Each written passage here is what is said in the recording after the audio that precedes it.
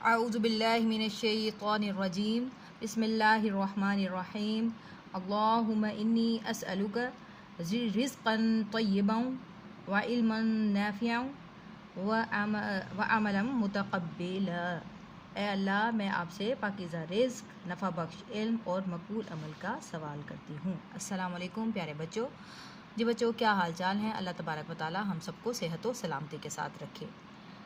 आज डेट है मंगल 25 मई सन 2021 और आज का जो हमारा टॉपिक है वो उर्दू अदब का है। उर्दू अदब का हमारा जो लास्ट चैप्टर स्टार्ट होने जा रहा है और उसका जो उन्वान है, टॉपिक है, वो है जी साइंस के करिश्मे। तो सबसे पहले अपनी उर्दू की किताबें खोल लीजिए। जी बच्चों, आज जो हमारा जो टॉपिक है वो है जी साइंस के करिश्मे, जो कि आपके सफ़ा नंबर 58 पर मौजूद है। 58, पेज नंबर 58 जी, साइंस के करिश्मे। तो मैं इसको पूरे चैप्टर को तो मैं नहीं पढ़ूंगी। इसका आपका ये होमवर्क ये है कि आपने इसको खुद से अच्छे तरीके से पढ़ना है। मैं इसके थोड़ा सा आपको खुलासा या हाईलाइट में थोड़ा सा कर दूंगी इसको। तो इसके जो हम सबसे पहले देखते हैं ख़ास अल्फाज कौन से हैं। पहला लफ्ज़ है जी पेचीदा। पेचीदा का मतलब होता है मुश्किल। बेशबहा, बेशबहा का मतलब होता है कीमती। मरहून मिन्नत का मतलब होता है बदौलत। सरबस्ता, राज, छुपा हुआ, मख्फी, राज। सोबत का मतलब होता है मुसीबतें या मुश्किलात। और तस्खीर करना, फ़तह करना, ताबे कर देना। ठीक, अब इसमें चैप्टर में क्या बताया गया है? इस चैप्टर में बताया गया कि इंसान की जो सबसे जो अहम ईजाद वो क्या है? पहिया है। और पहिया है, इस ईजाद से ज़राए आमदोरफ्त में बेहतरी आई। यानी ये ज़राए आमदोरफ्त का मतलब आने और जाने में आसानी हुई ना। जब पहिया सबसे पहला जो ईजाद थी वो पहिया थी, और वो उससे क्या हुआ, हमारी जो है आमदोरफ्त, आने और जाने का जो मसला है वो हल हो गया। फिर है जी, और दिनों का काम क्या हो गया? सफ़र जो घंटों में होता था वो घंटों का सफ़र मिनटों में तय होने लगा। फिर है जी पैगाम रसानी की बात हुई। कबूतरों के ज़रिए पहले की जाती थी। फिर साइंस की बदौलत क्या आ गया? टेलीफोन आ गया, रेडियो आ गया, टेलीविज़न आ गया, और इंटरनेट और फैक्स जैसी इजादात भी आ गई। ठीक, जिसकी वजह से क्या हो गया? बहुत ही आसानी हो गई। फिर बिजली की इजाद आई। बिजली की इजाद से इंसान की ज़िंदगी बहुत ही आसान और आरामदेह हो गई। फिर साइंस की बदौलत क्या हो गया? तिब और ज़राअत के शोबा में भी बहुत ही ज़्यादा तरक्की हुई। फिर क्या हुआ? फिर कंप्यूटर की इजाद ने तो सबको क्या हो गया? हैरत में ही डाल दिया बहुत ज़्यादा, यानी कि हैरान कुन जो ये कि इजाद है। फिर है जी खिलाई तख्लीक। तिब हो गया, तिब का मतलब यानी कि जो डॉक्टरेट जिसको कहते हैं उसके, और रियाजी के मैदान हो, इंजीनियरिंग हो, और हर जगह पर क्या है? कंप्यूटर ही कंप्यूटर नज़र आने लगा। लेकिन इन तमाम चीज़ों के साथ साथ इंसान से साइंस का नफ़ी इस्तेमाल किया, यानी कि मनफी इस्तेमाल किया, उसका नेगेटिव जो है इस्तेमाल किया। उससे क्या हो गया? उससे बहुत सी हलाकत हुई। ऐसी ऐसी अशिया बनाई कि खुदा की पनाह, यानी कि जिसमें एटम बम है, हाइड्रोजन बम है, गोला बारूद हैं, और पिस्टल्स वगैरह, ये सारे कंप्यूटर की वजह से ही ईजाद हुए। और इनके क्या हैं? बहुत ज़्यादा नुकसान है। राइफल्स हैं, और यानी कि हर कोई बहन का दुश्मन हो गया, बहन भाई का दुश्मन हो गया, यानी कि इनके जो है नेगेटिव इस्तेमाल हुआ। फिर अगर एहसासी ईजाद को इंसानी भलाई के लिए इस्तेमाल किया जाए तो ज़मीन और माशरा क्या है? अमन और मोहब्बत का गहवारा बन सकता है, नमूना बन सकता है। ये तमाम चीज़ें इसमें हमें बताई गई। जब आप इस चैप्टर को अच्छे तरीके से पढ़ लीजिएगा, इतना टाइम नहीं है कि मैं आपको ये बता सकूं। मैंने ऑलरेडी आपको थोड़ा सा इसका जो है हमने सबक को मैंने हाईलाइट कर दिया है। इंशाल्लाह हम इसका क्या करेंगे? इसका खुलासा भी मैं आपको लिखवाऊंगी इंशाल्लाह ताला। अब आ जाए बैक एक्सरसाइज की तरफ। बैक एक्सरसाइज, सबसे पहले डेट लिखेंगे, 25 है, और 5वां महीना है, और 21वां जो है वो साल है, और ये है जी हमारा जमात का काम। सबसे पहले सवाल है मुख्तसर जवाबात, जो कि इंशाल्लाह आप लोग कॉपी पे इसको करोगे। ये 1 2 3 4 5 6, और 7वां सवाल मैं ये शामिल कर लेती हूँ, इंसान की हमेशा क्या आरजू रही है? तो ये भी हम इन्हीं सवालात में शामिल कर लेते हैं।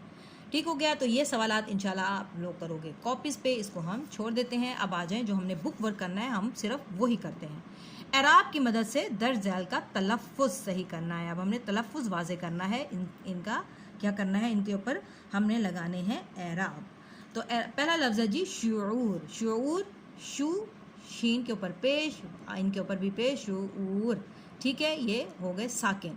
अब इसके बाद है रसाई। र, सा, सीन अलिफ़ और हमज़ा छोटी है ई, रसाई। इसके बाद है लफ्ज़ मादनियात। मा, मीम, आइन, मा, द, नी या त साकिन। इसके बाद है ईजादात, ई जा दा त, ठीक। इसके बाद है पेचीदा, लफ्ज होगा पेचीदा, पेचीदा जबर होगी पे ची दा, दाल है दा, ठीक।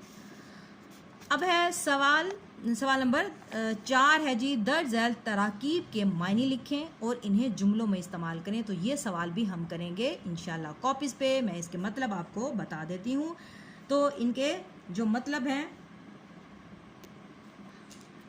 जी, ये पेज ये जो है सवाल हम आप कॉपीज़ पे करोगे, बल्कि आज का आपका होमवर्क भी यही है। आपने वर्ड मीनिंग्स करने होंगे और आपने जुमले भी बनाने होंगे। तो इनके मायने हैं, चश्मपोशी करना का मतलब होता है नज़रअंदाज कर देना। चश्मपोशी का मतलब नज़रअंदाज कर देना। जैसे माँ ने अपनी बेटी की गलती से चश्मपोशी इख्तियार कर ली, यानी कि उसके ऊपर पर्दा डाल देना होता है, ठीक है। अब है बेशबहा का मतलब मैं पहले बता चुकी हूँ। इसका मतलब होता है बहुत कीमती, यानी कि मैंने बेशबहा कीमती बेशबहा मोती देखे या बेशबहा सोना देखा। आप ये भी लिख सकते हैं। मोती ज़्यादा बेहतर है क्योंकि मोती की जो होते हैं वो बेशबहा यानी बेहद कीमती होते हैं। मरहून मिन्नत का मतलब होता है बदौलत। इंसान आसाइश, इस आसाइश से साइंस की मरहून मिन्नत है। इंसानी आसाइश साइंस की ही मरहून मिन्नत है, की बदौलत है। पैगाम रसानी का मतलब होता है बात को पहुंचाना, इधर से बात जो है दूसरी तरफ मुंतकिल करना। इसका मतलब है साइंस की बदौलत पैगाम रसानी में आसानी पैदा हो गई, यानी हम जो है मोबाइल के ज़रिए जो है पैगाम रसानी कितनी आसान हो गई है। पहले पैगाम रसानी कैसे होती थी? खतूत के ज़रिए, या उससे भी अगर पीछे चले जाएं तो कबूतरों से, जो कि पीछे हमारी किताब में जिक्र किया गया है। फलाह बहबूद का काम यानी भलाई का काम। तो इसका हम क्या बनाएंगे जुमला? साइंसी ईजादात को इंसानी फलाह बहबूद के लिए इस्तेमाल करना चाहिए। ठीक हो गया, ये आपका होमवर्क है, ठीक। अब आ जाए कॉलम की तरफ। अब कॉलम में है जी, कॉलम दिए गए हैं अलिफ और बे, ये आपको पता होगा। छुपे खजाने, इसका मतलब होता है सरबस्ता राज। सरबस्ता राज का मतलब छुपा हुआ, मख्फी। पुरआसाइश जो है वो हम करेंगे। पुरआसाइश जो है वो है आसानी, सहूलत भी हो सकता है इसका मतलब। इसके बाद है जी बाहमी राबता। बाहमी राबता का मतलब होता है मेल जोल।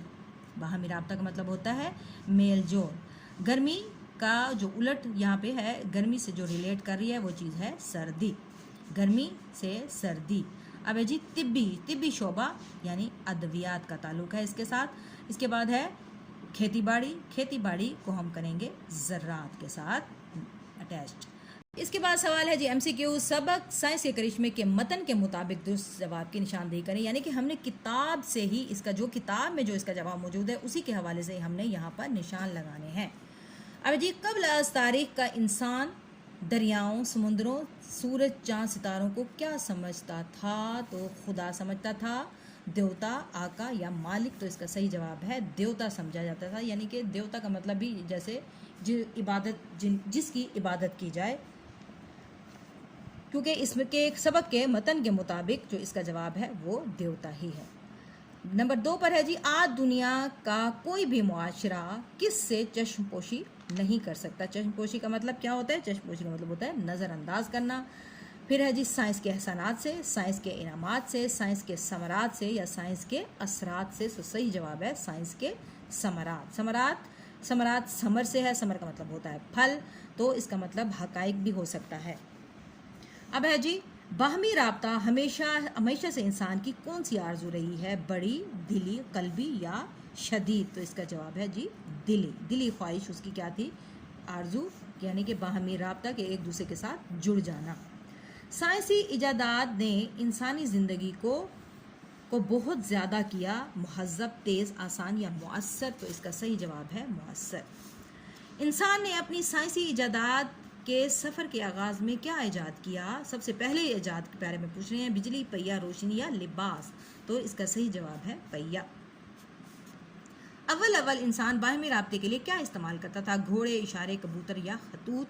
तो इसका सही जवाब है कबूतर। इंसान का कदीम तरीन पेशा क्या था? मुअल्लिमी, लकड़हारा, खरीद फरोख्त या खेती बाड़ी। तो इसका सही जवाब क्या है? खेती बाड़ी। किस इजाद ने इंसान को वर्ताए हैरत में डाल दिया? पहिया, बिजली, मोटर गाड़ी या कंप्यूटर?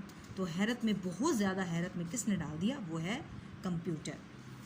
अब है जी वाहिद के जमा और जमा के वाहिद लिखें। तो पहला लफ्ज़ है जी दौर। दौर वाहिद लिखा हुआ है, तो इसका जो जमा होगा वो होगा अदवार। अदवार, ठीक है। दौर जो है सिंगुलर है यानी कि वाहिद है, तो इसका जो जमा होगा वो अदवार होगा। इसके बाद है फरीज़ा।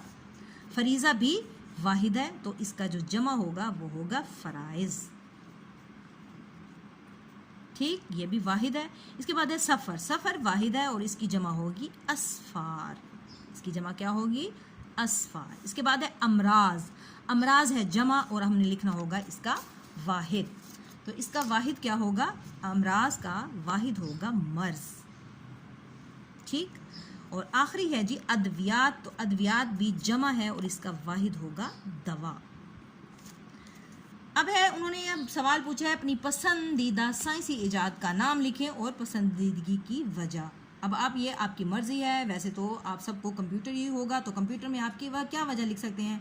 फिर है मेरा पसंदीदा जो है साइंसी इजाद क्या है, वो कंप्यूटर है। इसकी वजह क्या है? इसी की वजह से, यानी कि बहुत से लोग, यानी कि पूरी दुनिया को उसने बहुत ज़्यादा हैरत में डाल दिया है। इसका इस्तेमाल हर शोबे में किया जाता है, खलाई, तख्लीकी हो, तिब का शोबा हो, रियाजी का शोबा हो, इंजीनियरिंग का हो, हर शोबे में कंप्यूटर ही कंप्यूटर नज़र आता है, ठीक हो गया। इसके बाद है जी खुलासा, जो कि इंशाल्लाह हम आगे करेंगे। इसके बाद है इस सबक में इसम नकरा तलाश करनी है। और आपको मालूम है इसम नकरा क्या होता है, कि ऐसा इसम जो कि आम, यानी कि आम नाम को कहते हैं, किसी आम शख्स, चीज़ या जगह के नाम को क्या कहते हैं? इसम नकरा कहते हैं। तो वो आपने इसमें से ढूंढ के लगा दें, जैसे इसमें दरिया भी है, समुंदर भी है, और क्या क्या अल्फाज हैं इसमें, समंदर है, पत्थर है, दिन है, रात है, और बहुत से अल्फाज हैं जिनको आपने सर्कल करके रख लेना है। इसके बाद उन्होंने हमें बताया है कि मज़मून क्या होता है। उन्होंने मज़मून के लिए थोड़ा सा हमें थोड़ा सा इंट्रोड्यूस हमें करवाया गया है कि मज़मून के बारे में कि क्या होता है मज़मून। मज़मून का लफ्ज़ अपनी असल के एतबार से अरबी है, यानी कि अरबी ज़बान का लफ्ज़ है मज़मून, और जिसके मायने क्या हैं? ज़म के हैं। किसी मुकर्ररा मौजू पर अपने ख़यालात, जज्बात, तासुरात का तहरीरी इजहार मज़मून कहलाता है। मज़मून किसी भी मौजू पर, यानी कि इसको लिखा जा सकता है। दुनिया के हर मामले, मसले या मौजू पर मज़मून को कलमबंद किया जा सकता है। मज़मून की एक ख़ास तरतीब होती है। सबसे पहले मज़मून का तारुफ कराया जाता है, फिर इसकी हिमायत या मुखालफत में दलाइल दिए जाते हैं, बहस की जाती है और आखिर में बहस का नतीजा पेश किया जाता है। यानी कि इसमें क्या बताया गया कि मज़मून को 3 हिस्सों में तकसीम किया है उन्होंने। 3 ही हिस्से होते हैं, और पहले हिस्से में क्या है, उसको तारुफ उसका कराया जाता है पहले हिस्से में। दूसरे हिस्से में दलाइल पेश किए जाते हैं, यानी कि नफ्स मज़मून इसको कहते हैं। यानी कि ये सबसे अहम हिस्सा होता है, जिसमें हम तमाम तर जो है मज़मून के में अपने ख़यालात का इज़हार, यानी तमाम जो हमारे पास दलाइल होते हैं वो हम इस हिस्से में लिखते हैं, और एंड में हम उसका क्या है नतीजा अख़ज़ करते हैं। मज़मून आमतौर पर मुख्तसर होता है और मौजू के चीदा चीदा, यानी कि चीदा चीदा का मतलब होता है ख़ास ख़ास पहलू को दिलचस्प पैरा में इजहार ख्याल किया जाता है, यानी कि उसको दिलचस्प बनाया जाता है। यूँ तो मज़मून की कई किस्में हैं, इल्मी, तारीख़ी, तनकीदी, सवानी, फ़लसफ़ियाना, साइंसी, इस्लाही, अदबी वगैरह। ताहम अदब में हल्के फुल्के अंदाज में लिखी गई इस तहरीर को मज़मून कहा जाता है, जिसमें कहानी ना हो, ख़यालात, तासुरात और जज्बात हों। ठीक हो गया। ये हमें थोड़ा सा इंट्रोड्यूस करवाया गया है, हमें बताया गया है कि आप मज़मून को किस तरह लिखा जा सकता है, और मज़मून के बारे में थोड़ा सा हमें डिटेल बताई गई है। तो बच्चों, ये आपका जो है बैक एक्सरसाइज मुकम्मल हो गई है। अब हम ज़रा थोड़े से अल्फाज मायने देख लेते हैं, जो कि आपने अपनी कॉपीज़ पे लिखने हैं। जी 6 क्लास आपका ये क्या है, आपका ये होमवर्क है। ये मैं पढ़ के बता रही हूँ कि इसको किस तरह पढ़ा जाता है। बेशबहा लफ्ज़ है और इसका मतलब होता है कीमती, पेचीदा, उलझा हुआ या मुश्किल। इसके बाद है तस्खीर, लफ्ज़ है तस्खीर, फ़तह करना या ताबे कर देना। समरात फ़ायदे या नताइज, यानी इसके समरात समर की जमा है और इसका मतलब फल भी होता है। रसाई, इसका मतलब होता है पहुँच, महारत या वाक़फियत। साअत, घड़ी या पल। सरबस्ताए राज, छुपा हुआ राज या मख्फी राज। मख्फी का मतलब भी छुपा हुआ ही होता है। सहल का मतलब होता है आसान। सोबत मुसीबत, परेशानी। फलाह बहबूद, भलाई या बेहतरी। क़बल अज़ तारीख़, बहुत कदीम ज़माना यानी कबल अज़ तारीख यानी कि बहुत ज़्यादा तारीख से भी पहले। गोशा का मतलब होता है पहलू या किनारा। मरहून मिन्नत एहसान या ममनून। फिर है वर्त हैरत यानी कि बहुत ज़्यादा हैरानी। अब ये जो है आपने अल्फाज मायनी ये आपने सारे के सारे कॉपीज़ पे लिखने हैं। ये हमारा चैप्टर नंबर 8 है यानी 8 है, सबक नंबर 8 है। किताब के मुताबिक सबक नंबर 12 है, लेकिन हमने जो किया है ये हमारा सबक नंबर 8 है। तो आपने सबक नंबर 8 से लिखना शुरू करना है।